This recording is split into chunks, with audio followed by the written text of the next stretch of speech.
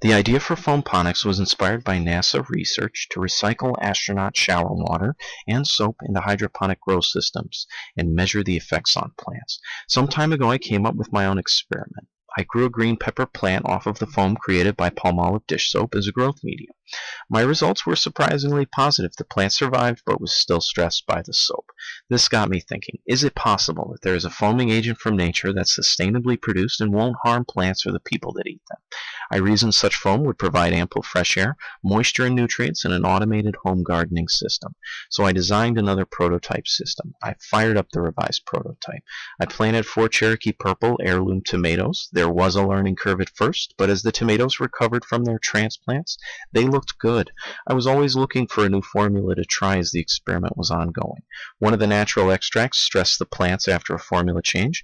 I switched back to an original formula.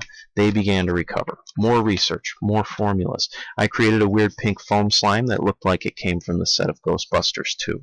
But I found the right formula, which is already registered and approved as a food additive. Soon things started to get bigger, healthy little tomatoes, happy roots, plants growing big and unchained in the lab. Then I got a bigger idea. What if I could make an automated foamponic garden the size of my yard? I had fun making prototypes for extreme performance. I took advantage of gravity. I painted it white to keep it cool. I installed net pots and foam discs. The exhaust went to a shaded area behind the garage. Seemed like a waste of fresh humidified air, so I cleaned out the junk and built a solar-powered mushroom terrarium. Now I can run 2 automated gardens off 1 unit. I started a 2-story fish pond to raise fish as pets and give me free fertilizer for the garden.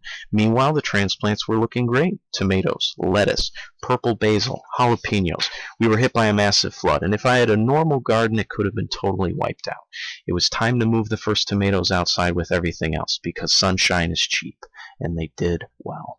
But that's not all, because I thought today I'd give you a quick tour. The pond is where it all starts. Goldfish on the bottom, tilapia on the top. I would take that water during a normal water exchange and put it into the reservoir here, supplement it with nutrients, push air into it, create a foam, pump it through the tube.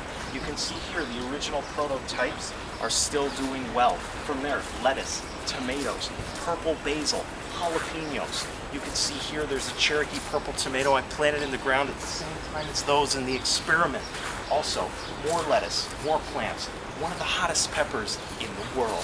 From here we have flowers that I've planted that are nicely regrowing in the solar-powered mushroom terrarium with plenty of space to fruit out gourmet mushrooms, turn wood into protein for an entire family. But the really exciting part is the ability to take these little water pumps, attach it to that solar panel, and power the whole thing off the grid.